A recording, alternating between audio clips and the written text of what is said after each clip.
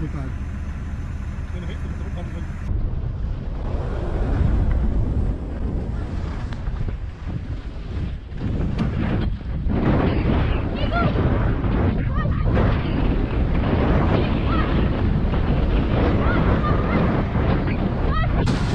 me, please.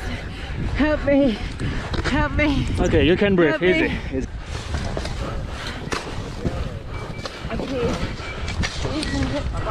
Did you find my breath? Thank you. All right, you good? Thank you. Yeah, it's all right.